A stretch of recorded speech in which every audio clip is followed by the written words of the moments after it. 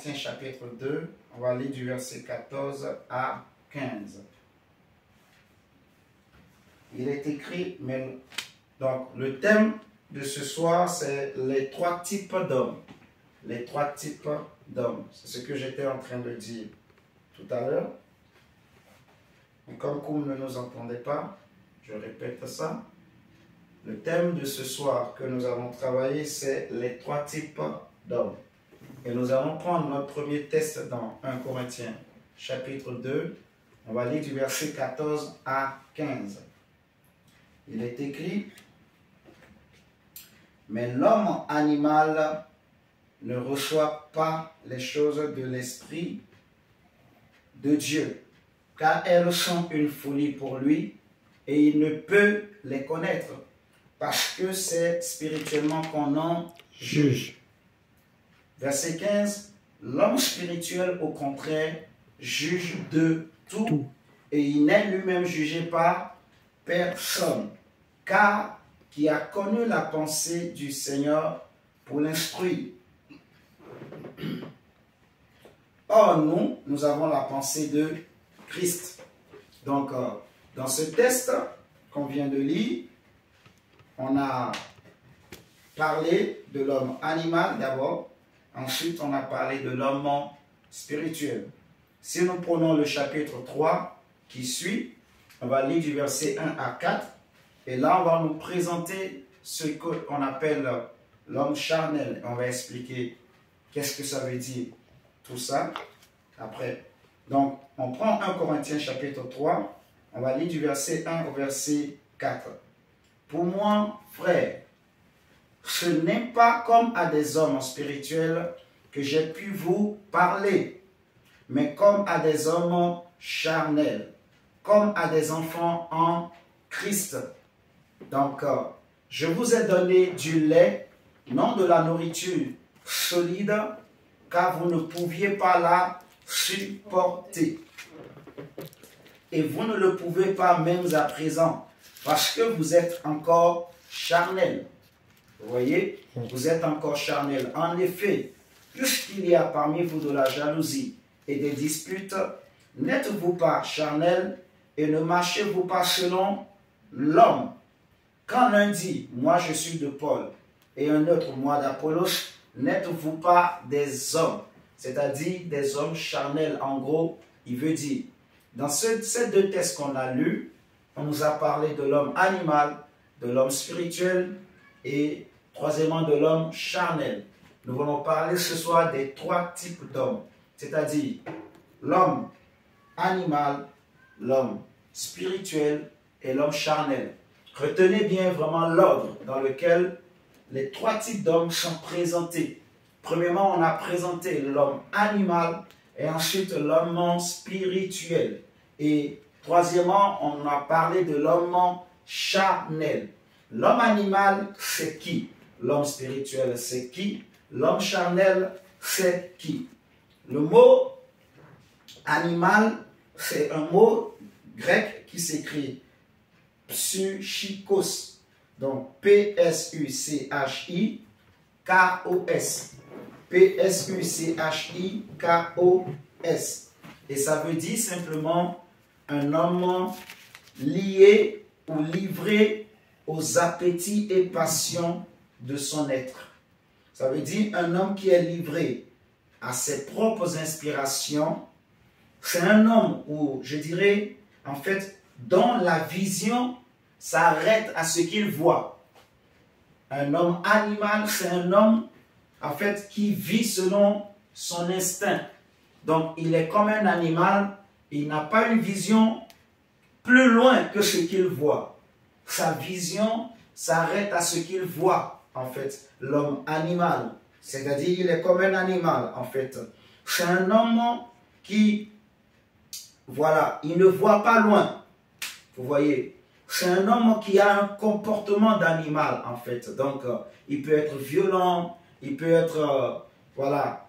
C'est comme ça que vous voyez des hommes dans le monde, par exemple, sans Jésus, qui peuvent violer, voler, faire beaucoup de choses. En fait, l'homme animal, c'est premièrement l'homme l'individu sans Jésus, sans Christ. C'est ça un homme animal. C'est un homme en gros qui n'a pas Jésus dans sa vie, qui n'a pas l'Esprit de Dieu. C'est un homme dont l'Esprit est mort en fait. Parce que 1 Thessaloniciens, le chapitre 5 au verset 23 nous dit que tout votre être, le corps, l'âme et l'esprit soient conservés irréprochables pour le jour de l'avènement de Christ. Donc nous savons que, en tant que chrétiens, que nous sommes composés de 3 parties. Le corps, l'âme et l'esprit. Maintenant, un homme qui n'a pas Jésus, en fait, son esprit est mort.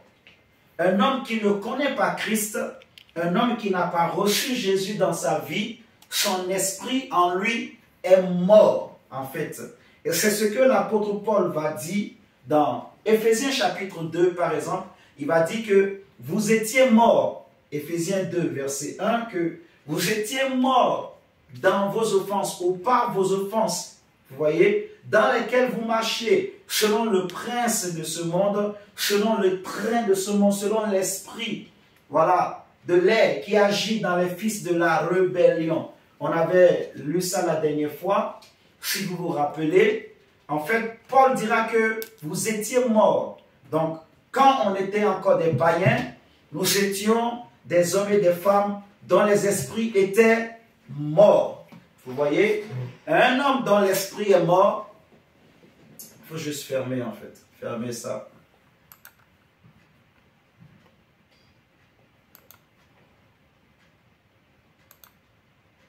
Oui, c'est bon. Donc, un homme dont l'esprit est mort, en fait, c'est un homme qui ne voit pas au-delà de ce qu'il voit avec ses yeux physiques. Vous voyez? Si vous prenez avec moi Hébreux chapitre 4, le verset 12. Hébreux chapitre 4, le verset 12 nous dit ceci. Que la parole de Dieu est puissante.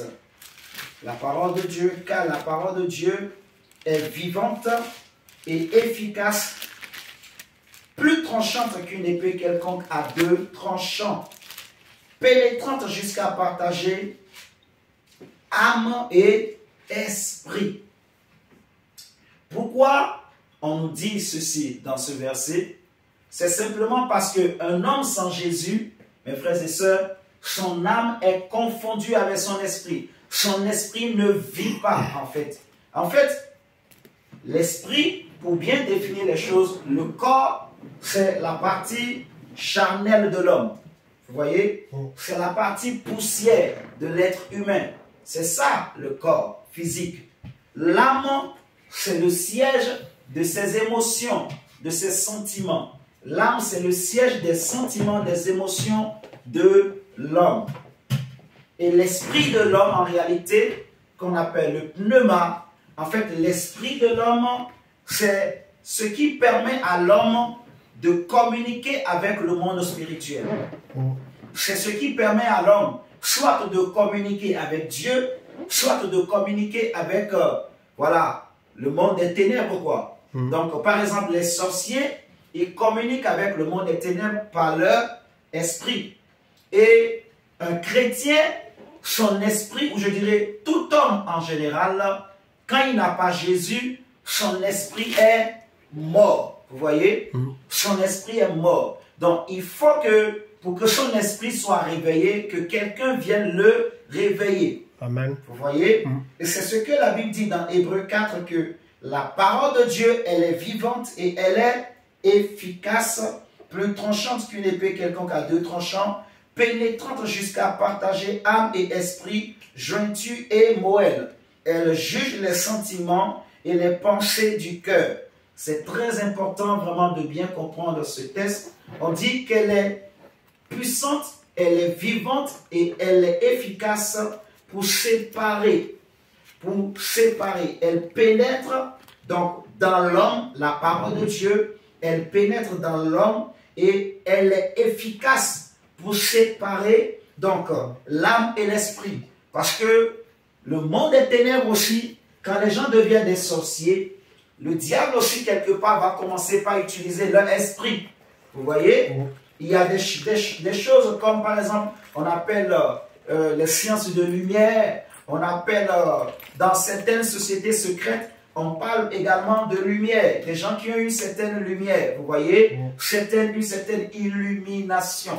Donc c'est comme si leur esprit est réveillé. Mais ce réveil qu'ils peuvent vivre, ça leur donne une impression d'être réveillés. Vous voyez, en réalité, ce n'est pas un vrai réveil. C'est pour ça qu'on dit que la parole de Dieu, c'est elle qui est efficace. Amen. Vous voyez, elle est efficace et elle pénètre jusqu'à partager réellement. Parce qu'un sorcier, même si son esprit est utilisé, mais son âme est toujours confondue avec son esprit.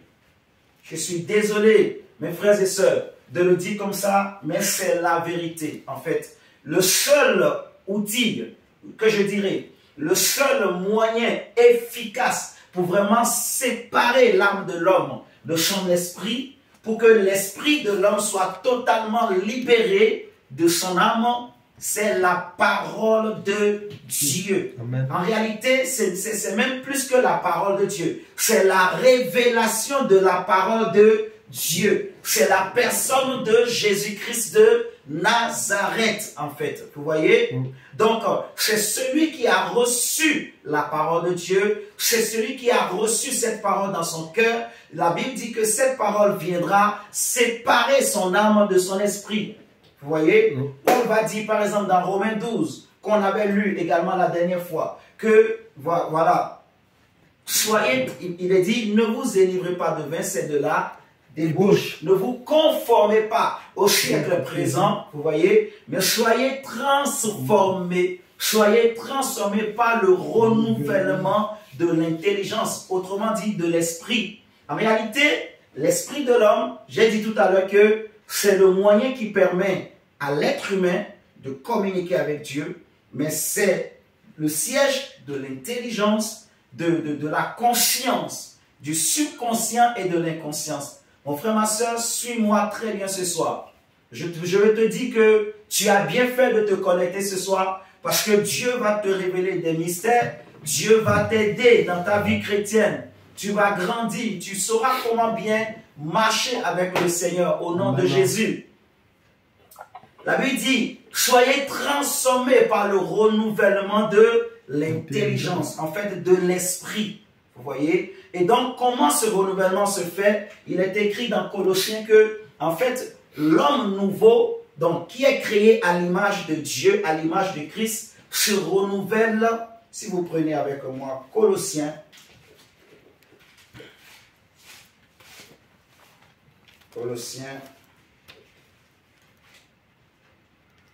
le chapitre 3, Colossiens chapitre 3, verset 9 à 10. Colossiens chapitre 3, verset 9 à 10 nous dit ceci. Ne mentez pas les uns aux autres, vous étant dépouillés du vieil homme. Le vieil homme, c'est l'homme animal.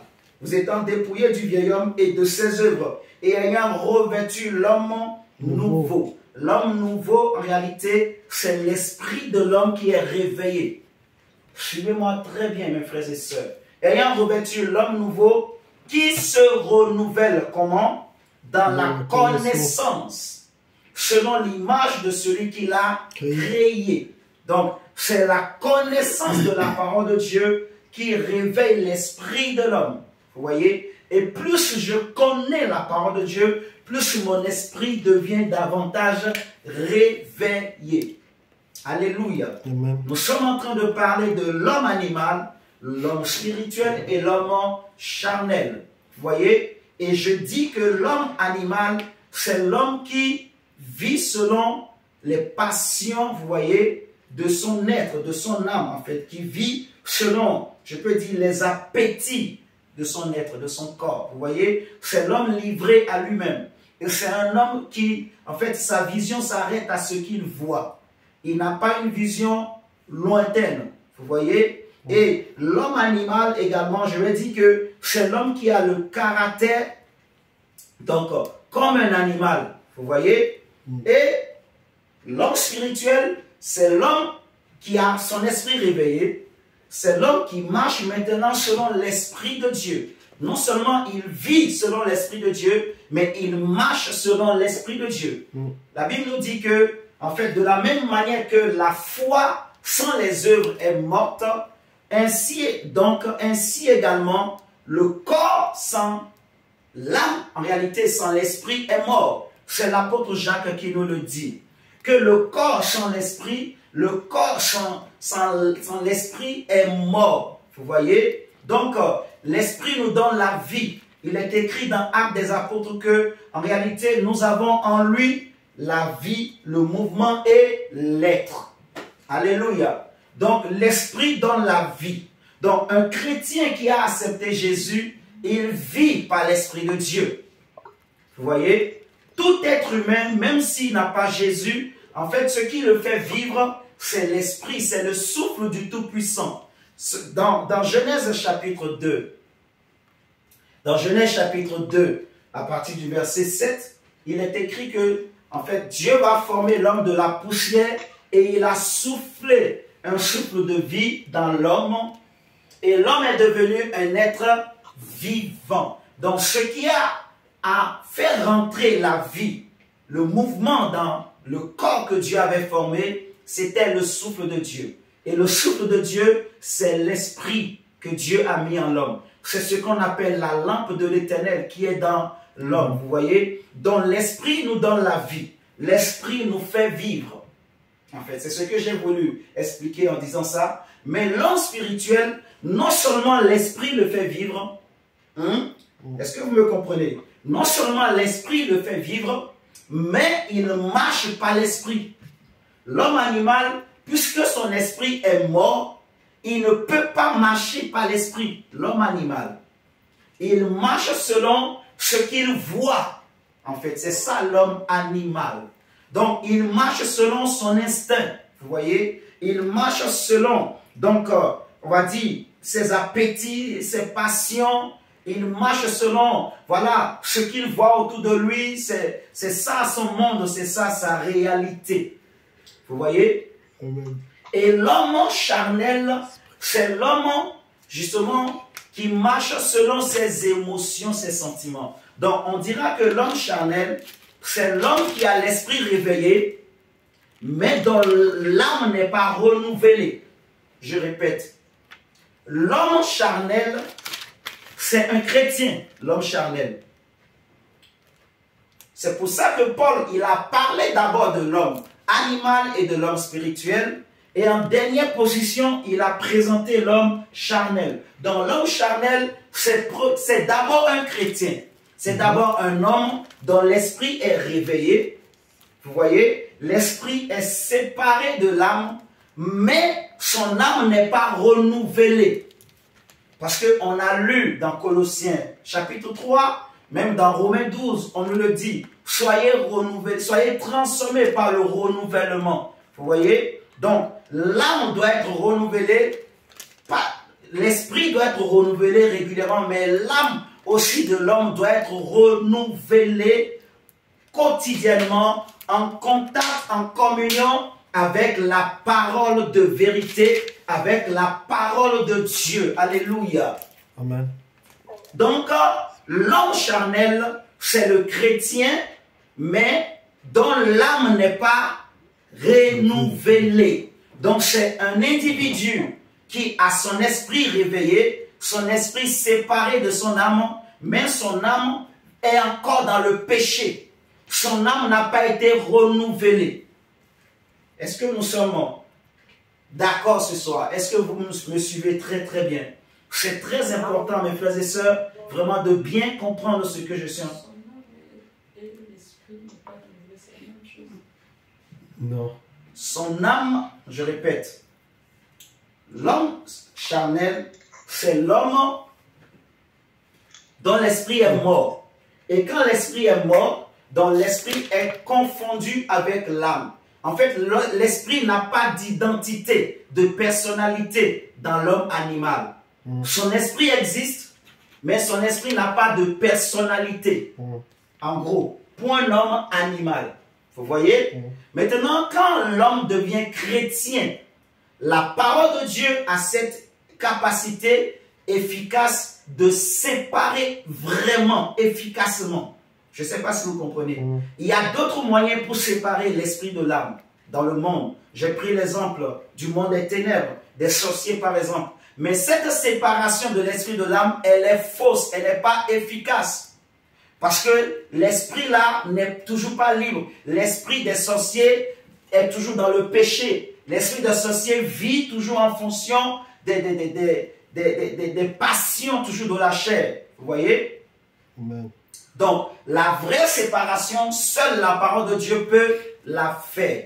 Donc, un homme spirituel, c'est l'homme qui vit par l'esprit, mais qui marche aussi par l'esprit. J'ai expliqué que tout être humain, normalement, vit par son esprit. Indirectement, sans le savoir lui-même. Parce que c'est l'esprit qui nous donne la vie. Si je suis debout ici ce soir, ce n'est pas parce que mon âme est très jolie. Non.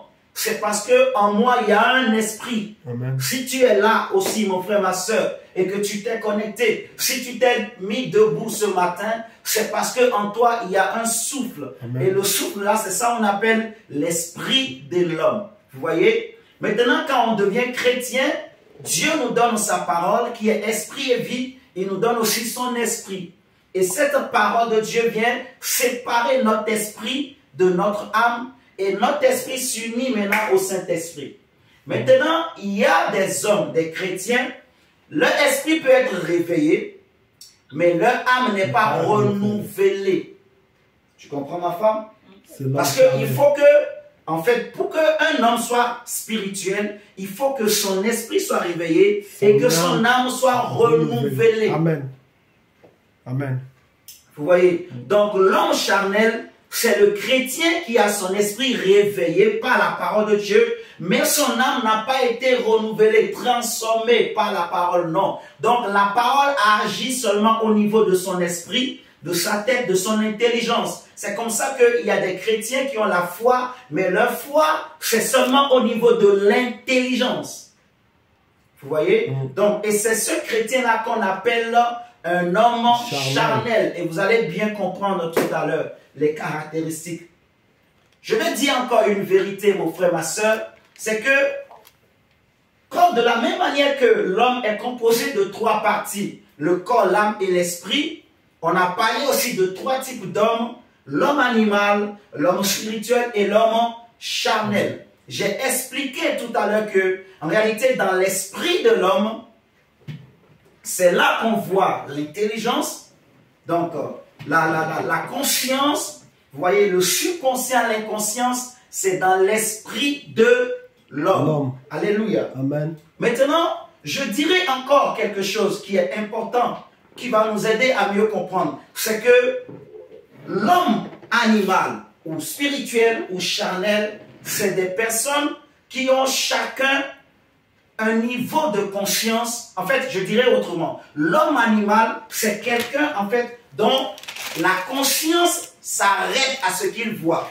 Je dis ça, la définition autrement pour que vous compreniez. J'ai dit que l'homme animal, sa vision s'arrête à ce qu'il voit. On est d'accord?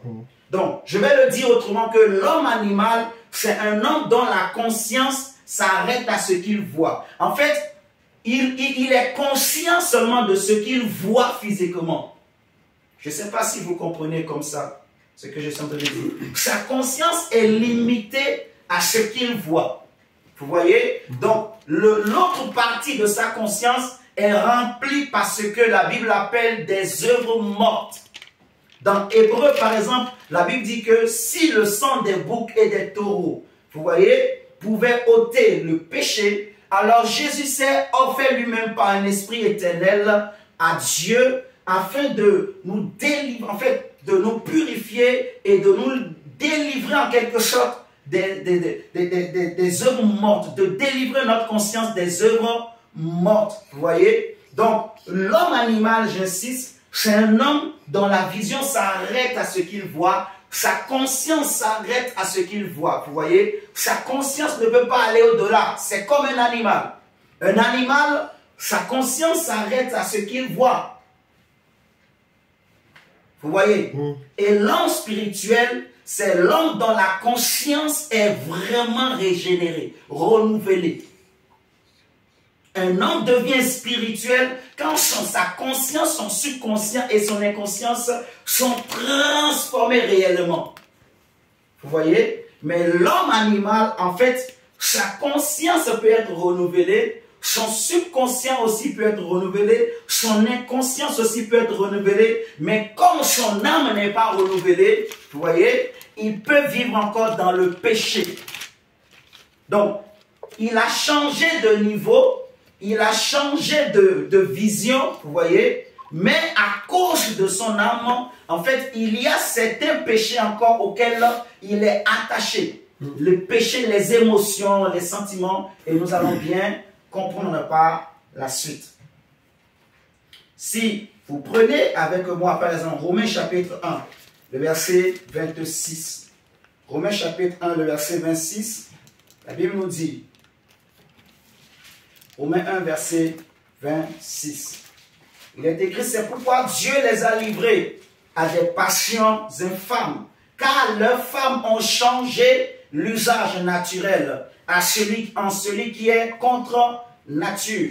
Et de même les hommes, abandonnant l'usage naturel de la femme, se sont enflammés dans leur désir les uns pour les autres, commettant homme avec homme des choses infâmes, et recevant en eux-mêmes le salaire que méritait leur égarement. Vous voyez, c'est un type, une image en fait de la vie d'un homme animal. Vous voyez, c'est un homme qui est livré à ses passions infâmes.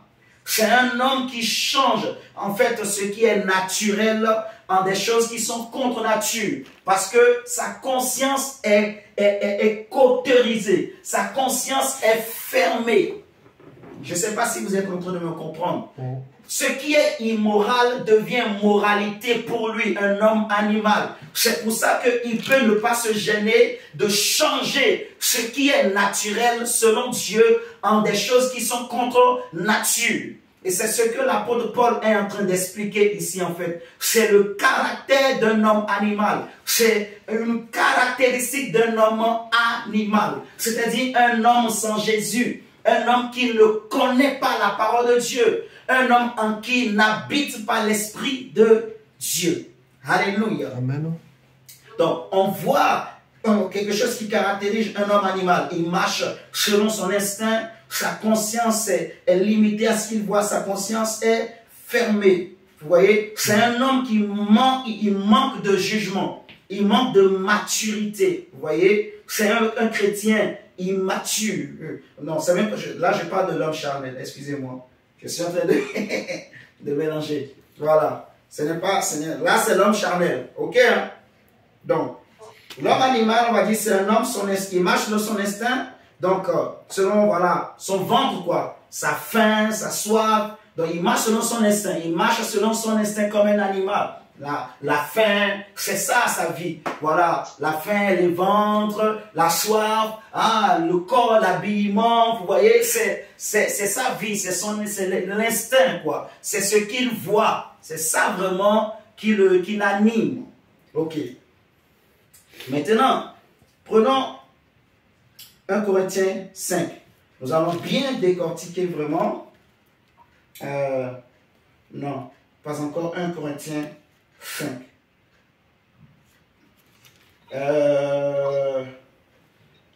Notez ceci, que l'homme charnel, j'avais déjà dit que l'homme charnel, que c'est un chrétien, donc un homme qui a son esprit réveillé, mais dont l'âme n'est pas renouvelée. Donc, c'est un homme qui marche selon ses émotions, parce que l'âme est le siège des émotions.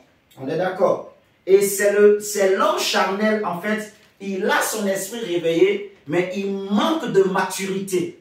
En fait, c'est lui qui manque de maturité. L'homme charnel, il manque de jugement, il manque de maturité. C'est un chrétien qui est un bébé, vous voyez, spirituel. C'est ce qu'on appelle un bébé spirituel. Donc, son esprit est réveillé, vous voyez. Donc, quelque part, on va dire c'est un homme donc, qui a un esprit. Mais c'est un bébé spirituel. c'est quand quelqu'un est un bébé spirituel, c'est qu'on peut toujours le manipuler.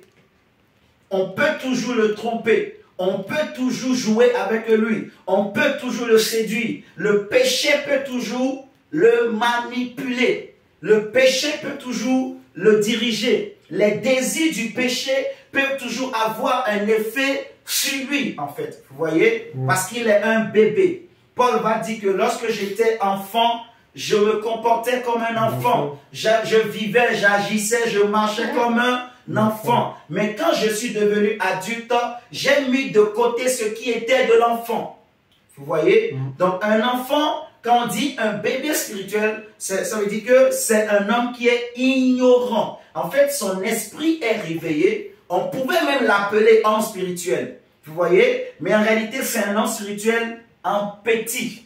Un bébé spirituel. Donc, il manque de maturité, en fait. Il connaît les choses, mais il ne réalise pas. C'est qu'il n'a pas bien compris. Parce que son âme n'est pas renouvelée. Donc, il y a un combat encore en lui au niveau de son âme, vous voyez, qui combat son esprit, qui s'oppose au désir de son esprit.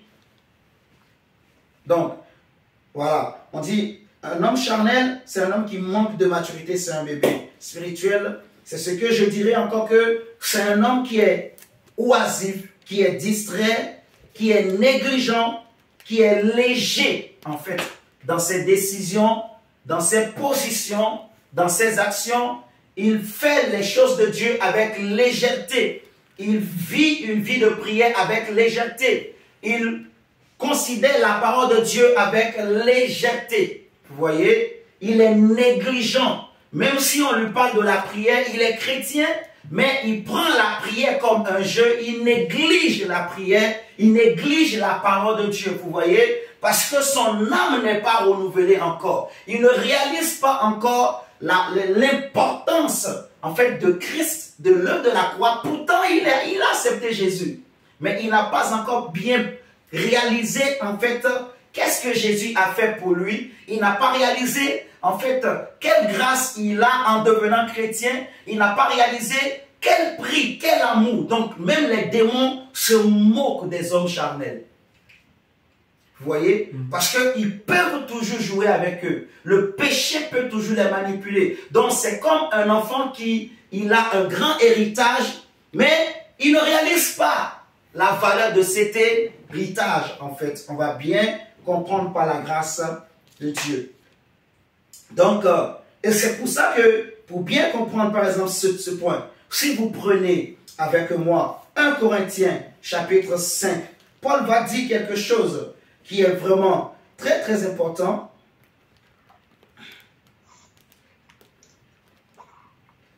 Regardez, 1 Corinthiens, chapitre 5. Ici, Paul parle aux Corinthiens. 1 Corinthiens, chapitre 5, le verset 1 et 2. Il est écrit ceci.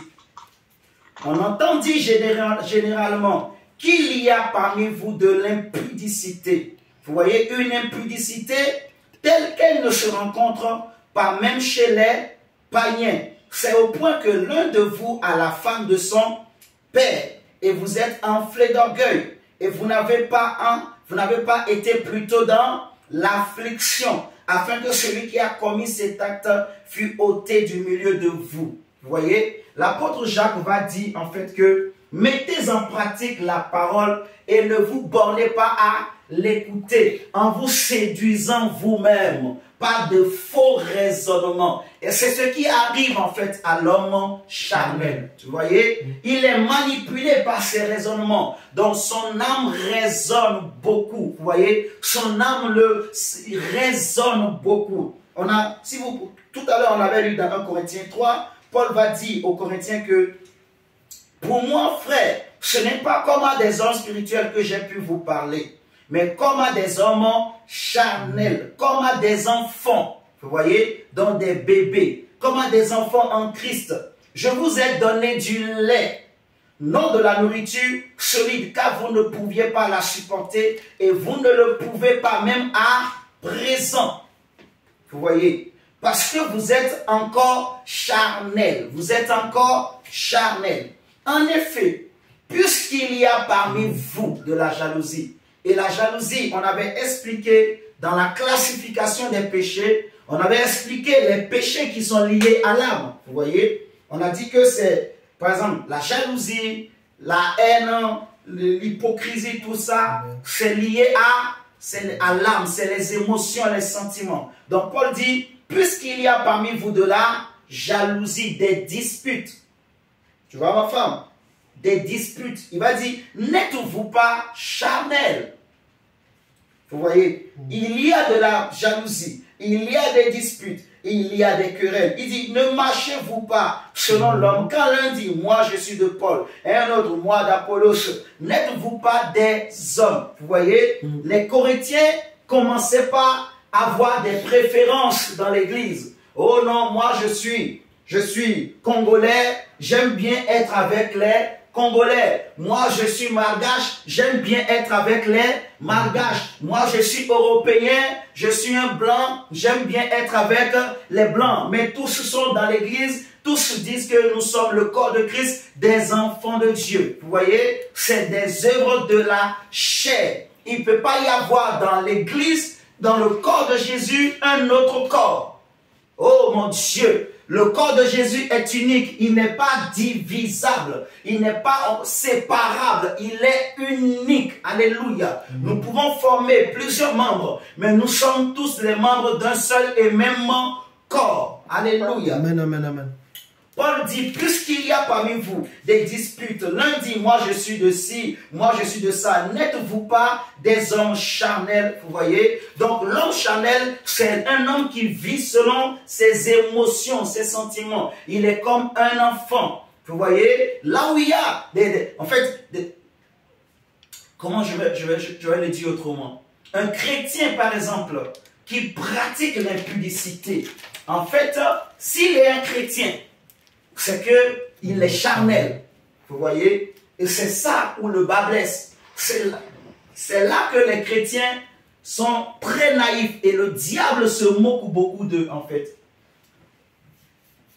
Nous sommes dans un monde où le chrétien qui doit être un homme très très spirituel, élevé en spiritualité, on a amené les chrétiens à négliger la spiritualité. À négliger la spiritualité en fait. Et ça c'est très très dangereux malheureusement. Oh Seigneur.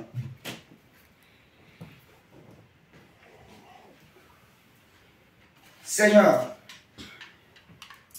Donc Paul dit, on entend dire généralement qu'il y a parmi vous de l'impudicité. Vous voyez? Donc à Corinthe, il y avait un homme qui était devenu chrétien, mais qui aimait malheureusement la seconde femme. Je ne sais pas si c'était la deuxième ou la troisième ou la quatrième femme de son père. Peut-être la femme était plus jeune que le papa.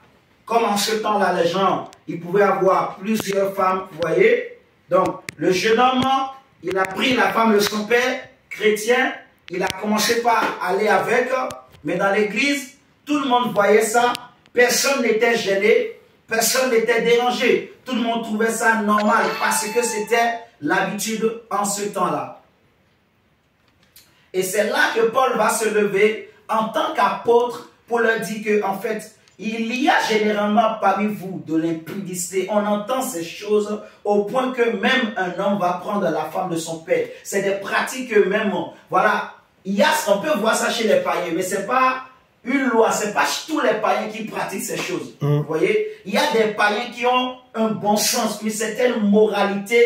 Aujourd'hui, on voit dans les églises des comportements, des attitudes des pasteurs et des pasteuses, des prophètes et des prophétesses, des apôtres, des apostoles. Je n'insulte pas mon frère, ma soeur. Je ne sais même pas si apostole existe. Mais apôtre, donc homme ou femme, peu importe, mais on voit des comportements qui n'existent même pas chez des païens. En fait, vous voyez, chez des gens qui sont charnels, ça n'existe même pas. En fait, ce n'est pas leur faute, ces personnes. Ils ont reçu vraiment Jésus. C'est vrai que dans l'église, il y a toujours des gens qui sont envoyés par l'ennemi. Mais il y a aussi ceux qui sont vraiment de vrais chrétiens. Mais malheureusement, leur âme est, en fait, n'est pas renouvelée. l'âme n'est pas renouvelée. Paul va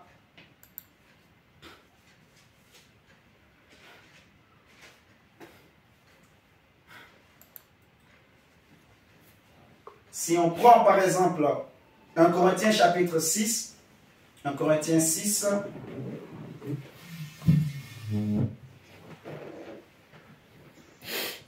on prend 1 Corinthiens chapitre 6, le verset 1, juste le verset 1. La Bible dit, quelqu'un de vous, lorsqu'il a un différend avec un autre, ose-t-il plaider devant les injustes et non devant les saints? 1 Corinthiens chapitre 6, le verset 1. 1 Corinthiens 6, le verset 1. Et si je saute, je vais lire le verset 5 à 7. Paul va dire ceci, je le dis à votre honte. Ainsi, il n'y a parmi vous pas un seul homme sage qui puisse prononcer entre ses frères. Mais un frère plaide contre un frère, et cela devant des infidèles.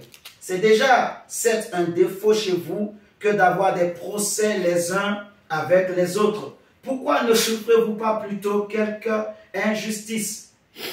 Pourquoi ne vous laissez-vous pas plutôt dépouiller? Vous voyez? Donc, à Corinthe, c'était une église qui était bénie. Ils avaient beaucoup de dons. La Bible dit qu'ils avaient reçu tous les dons spirituels. Donc, ils étaient bénis. Mais malheureusement, à côté, vous voyez, parce que l'âme n'a pas été transformée, le don était là, mais le péché aussi travaillait avec. Et c'est comme ça qu'on peut voir un homme de Dieu, il prêche, il a les dons, il prophétise, les choses qu'il dit, ce qu'il dit, ça arrive même. Vous voyez? Mais il est impudique. Il sort avec les sœurs. On peut voir des chants, il chante bien. Quand il chante, la gloire de Dieu descend. Mais il est impudique. Vous voyez? Il y a beaucoup de choses en fait. Parce qu'il faut bien faire la différence. Le don n'a rien à voir avec le changement de l'âme, la transformation de l'âme. C'est pour ça que j'aime souvent dire que Dieu, quand Dieu appelle un homme, quand Dieu donne la grâce à un homme de devenir chrétien, serviteur de Dieu ou servante de Dieu, il y a certaines choses, ce n'est pas Dieu qui viendra pour te dire fais ceci, fais cela, fais ça. C'est à toi de comprendre. Vous voyez, l'onction ne fait pas tout. C'est toi-même qui dois accepter et laisser la parole de Dieu te transformer ton âme. Sinon, tu peux avoir l'esprit en toi, mais l'âme va te combattre. Vous voyez ce que je suis en train de dire? L'âme va amener le péché dans ta vie, dans nos vies, si on ne comprend pas ces choses en fait. Il ne suffit pas seulement de dire je suis chrétien. Il ne suffit pas seulement de confesser. Il faut accepter que la parole nous transforme. Jésus dira à ses disciples, si quelqu'un veut me suivre, il faut qu'il se charge tous les jours de sa croix. Un chrétien, une chrétienne, mon frère, ma soeur, on doit accepter vraiment de porter notre croix. Vous voyez, d'accepter le brisement, d'accepter que la parole de Dieu change notre âme en fait. On doit accepter, si j'étais violent, que la parole de Dieu m'amène dans la douceur. Si j'étais un homme colérique, que la parole de Dieu enlève la colère en moi, vous voyez? Et ça demande un brisement. Ça demande de porter la croix, d'accepter de porter sa croix, vous voyez? Ça demande un travail de la parole de Dieu, en fait. Et la Bible dit, chaque jour, ce n'est pas seulement de mes 10 ans à mes 20 ans, je porte la croix et c'est fini, je suis devenu grand, je suis maintenant comme Jésus. Non. Tant que je suis sur la terre, tant que je vis, je dois porter ma croix. C'est à cause de l'âme en fait. C'est au niveau de l'âme. C'est à cause de notre âme qu'il faut porter tous les jours la croix. Il faut accepter que Dieu, par sa parole, nous révèle notre état. Que Dieu, par sa parole, nous corrige. Vous voyez? Parce qu'il y a des chrétiens qui n'aiment pas la prière. Il y a des chrétiens qui n'aiment pas la parole de Dieu. Mes frères et sœurs. Vous allez voir, il y en a même, quand on dit la prière, en fait, ils calculent. Même si on dit prière, par exemple, il dit, ah, Seigneur, merci seulement, il se couche, il dort. Pour lui, il a déjà prié. il se donne une bonne conscience. Il y en a, quand on dit venez à l'église, ils calculent. C'est au moment où de la prédication, c'est là seulement que lui, il va dire, il calcule déjà, il sort de la maison, il sait que bon, de telle heure à telle heure, on chante, de telle heure à telle heure, on adore, de telle heure à telle heure, la parole, la prédication commence. C'est là que lui vient à l'église. Il y en a même, il sait que c'est de telle heure à telle heure, on commence le service. C'est là que lui vient. En fait, donc son âme n'aime pas l'adoration. Vous voyez, il y a quelque chose qui dérange son âme. Et donc il fait ses calculs, ce temps-là, il se dit, bon, je vais faire autre chose. Alors que, en fait, quand je veux faire un sacrifice à Dieu, c'est complet. C'est un pacte qui est complet qu'il faut donner à Dieu. Ce n'est pas un pacte à moitié. Quand on achète des pactes, c'est complet. Vous voyez? Donc, ça doit être complet. Mais il y a des chrétiennes aujourd'hui. En fait, l'âme est en train de combattre la vie chrétienne, de combattre les enfants de Dieu. En fait, donc beaucoup d'enfants de Dieu peuvent avoir le Saint-Esprit, mais sont charnels. En fait, la Bible dit, nous n'avons pas à lutter contre la chair et le sang, mais contre des esprits. Et le diable connaît la faiblesse de l'homme, en fait. Il connaît la faiblesse des chrétiens. Il sait que c'est l'âme. C'est l'âme. C'est l'âme. C'est son âme. Il faut réveiller ses sentiments, ses émotions. Il faut travailler ça. Il le sait. Il sait qu'il faut tirer sur la colère. Si hier il était colérique, il faut tirer. C'est au niveau de son âme. Il faut tirer. Il tire. Il le pousse à se mettre en colère. Il le pousse à insulter. Il y a des chrétiennes, mais arrogants, qui ont ce qu'on appelle le mal-bouche, qui parlent mal. Parmi nous les chrétiens, quand je parle comme ça, je ne parle pas seulement des autres. Je parle de nous tous. Vous voyez? Nous les chrétiens et chrétiennes, en fait, nos âmes nous combattent et nous empêchent d'être de véritables hommes spirituels. Il faut comprendre ces choses. C'est pour ça qu'on a parlé de la classification du péché. On a parlé de comment il faut posséder son corps pour que chacun de nous devienne des responsables. Vous voyez? Responsables en fait. Je n'ai pas accepté Jésus juste pour un temps. J'ai accepté Jésus. Qu'il pleut ou il neige, je suis avec Jésus. Alléluia. Amen. Je n'abandonnerai pas Jésus. Qu'il pleut ou il neige, j'aime Jésus. Je l'aime pour ce qu'il est. Je l'aime matin, midi et soir. J'aime ses yeux, j'aime ses regards. Seigneur, regardez avec moi 1 Corinthiens 11. Toujours les Corinthiens. 1 Corinthiens 11, versets 17 à 18. Ici, c'est Paul qui parle. Il dit, en donnant cet avertissement, ce que je ne loue point. Il dit, en donnant cet avertissement, ce que je ne loue point, c'est que vous vous assemblez, non pour devenir meilleur, mais pour devenir pire. Vous vous assemblez pour devenir pire. Et d'abord, j'apprends que lorsque vous vous réunissez en assemblée, il y a parmi vous des divisions. J'en ai déjà parlé tout à l'heure. Il y a des sectes, des Corinthiens qui se mettent à côté, les Colossiens se mettent à côté, les Galates se mettent à côté. Qui encore? Je vais dire encore. Les Tites se mettent à côté. Ceux qui sont pour Timothée sont à côté. Ceux qui sont pour Paul sont à côté.